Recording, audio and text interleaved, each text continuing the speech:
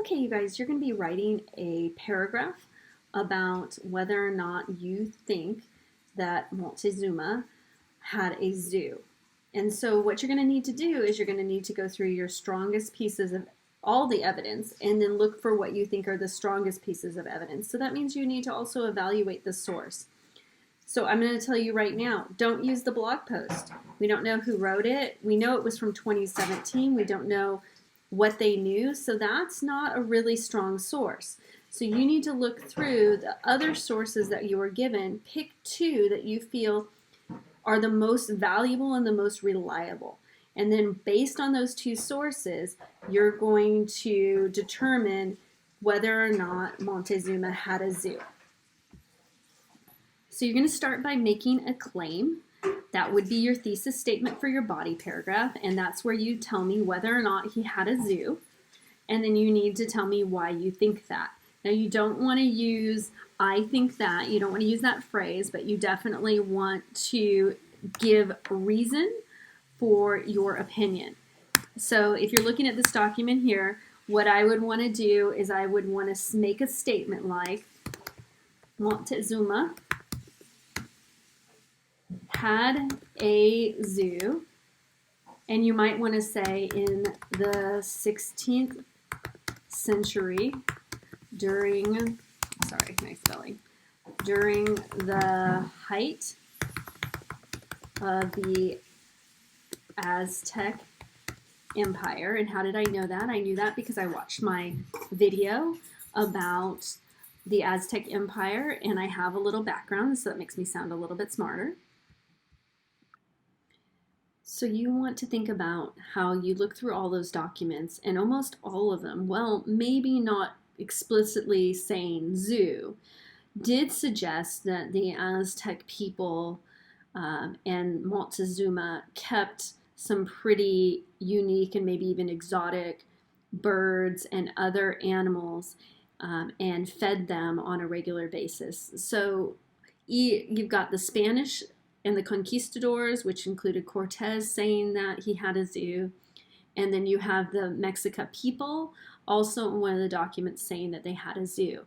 So your analysis is probably going to be that Moctezuma had a sort of zoo because both the conquerors noticed it as well as the people themselves. And again, that's really trustworthy because maybe there's a reason why the Mexican people would say they had a zoo if they were trying to embellish and make it sound like their empire was greater. But the fact that somebody that conquered them also praised kind of just the elaborateness of the city of Tenochtitlan should also make you feel pretty confident that there was some sort of zoo there, whether or not it was as extreme as some of them said there were tigers, and then you don't see any other evidence that there were tigers. Maybe there wasn't tigers, because that doesn't make a lot of sense. But there was definitely some sort of animals being kept merely for the pleasure of viewing, which is, I guess, what you would call a zoo. So I just added on a little bit of my rationale or my reasoning for believing Moctezuma had a zoo. And how I did that was I actually put it before my statement. So I adjusted it a little. So now it says, it is clear, it's still there, that he had a zoo in the 16th century during the height of the Aztec Empire. But before that, I'm going to write why I believe that. And so I wrote, since both the Mexican people and the Spanish who conquered the Aztecs people wrote about the elaborate maintenance of animals by Moctezuma, it is clear that he had a zoo in the 16th century during the height of the Aztec Empire. So that's what's called my claim or my thesis statement. That is going to be the first sentence of my paragraph. And if we have a paragraph, we indent or push a tab key right at the beginning because this is the first sentence. Now what you're going to need to do is you're going to need to specifically reference a document and information from that document. So you're going to start by giving me what's called a lead-in, which is some context for where the document came from. So if I'm going to use maybe the map of Tenochtitlan, which is, I believe, document B. So you go to your documents, here's the map of Tenochtitlan, and then if I click on that map, what I'm going to see is this. And I zoomed in like it told me. And you can see right here, I'm circling it, to the southern part of the main temple area, you're going to see what looks like some birds that look like they're in little kind of almost like cages. And that's going to be one of my pieces of evidence, is this map.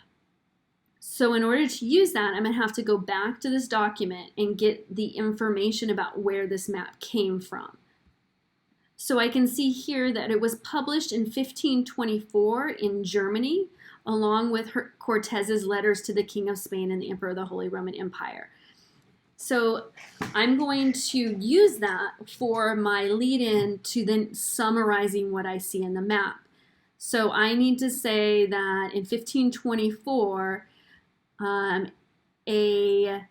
along with Cortez's letters to the King of Spain and the Holy Roman Emperor, there was a map that was included that showed what looked like a zoo.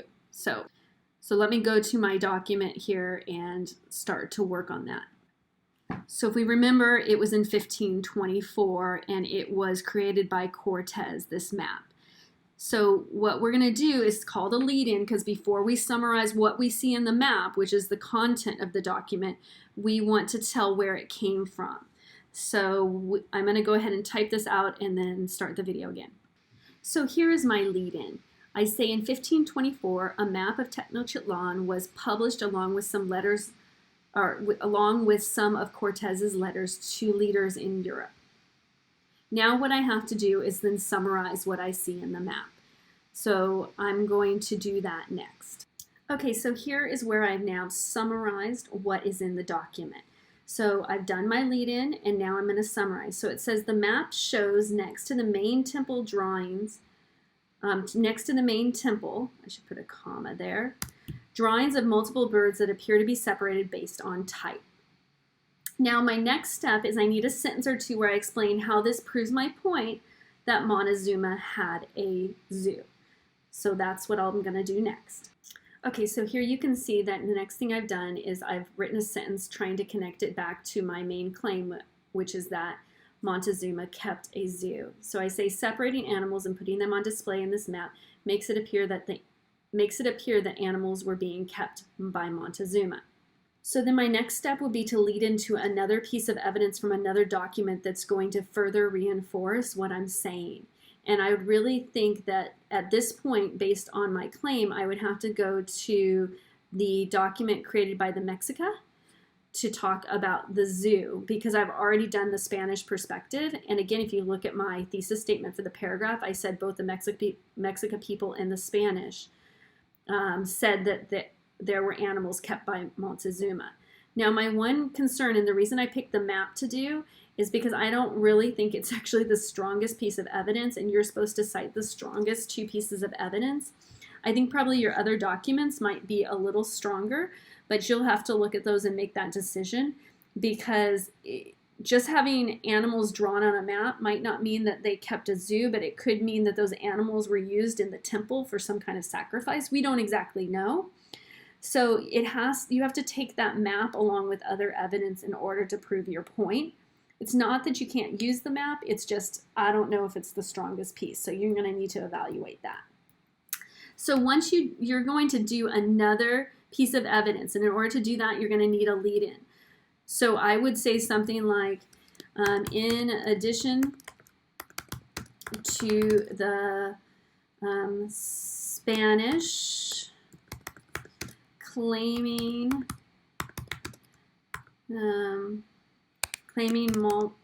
Moctezuma had a zoo, the Mexica people also wrote about it. And so then what I would do is I'd pick my other document, whichever one I'm going to use. So if I'm going to, I think this is the one by the Mexica, the Florentine Codex is a 12-book manuscript on the life of the Mexica. And it says it was written by Mexica students. So what I would do is I would give the name I would say who wrote it, and I would say under what year, and notice that a Spanish missionary is helping them. That might be significant. And then it talks about this zoo with the birds and stuff like that. So I think you could take that evidence together and it looks very clear that there was some kind of zoo. The lions and the leopards, I don't know quite if that was all true, but at least some of it was. So once you've done your lead-in for your next document, then you're going to summarize what the document says. You need to put it in your own words. And then what you're going to do is have a body thesis kind of summary, because you need to come back to your main point and prove it. So then you're going to go back down here. So we're still in the same paragraph. So I'm going to write here, add another document. And notice at the end of each document that I use, I put document and I put what letter it was. So you're going to add another document. And then you're going to do what's called a conclusion sentence, or conclusion sentence, after you have explained the other document.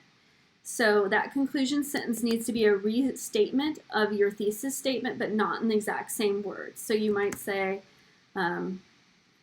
given that both the conqueror and the conquered claim Moctezuma had a zoo, it should be trusted. So I'm saying, given that they both claimed it, you can trust that Moctezuma had a zoo. So that's a paragraph. So if you think about it, you've got one sentence for a thesis statement, approximately. It could be two if you need two sentences to do it. Then you've got your lead-in. You've got your summary of the document. Then you have your sentence where you explain how it supports what you're saying. Then you go transition to another document. You'll summarize that document. You'll write a sentence that has it support what you're saying. And then you have your concluding sentence. So most likely you're talking about 8 sentences in order to do this paragraph. So this is your writing assignment. Again, you cannot reuse my thesis statement. So you need to write your own thesis statement, but you may look at mine for help. Also, I want you to do your own lead-ins, and this is all going to get turned into Turnitin.com under the Moctezuma writing assignment title. So make sure that you do that.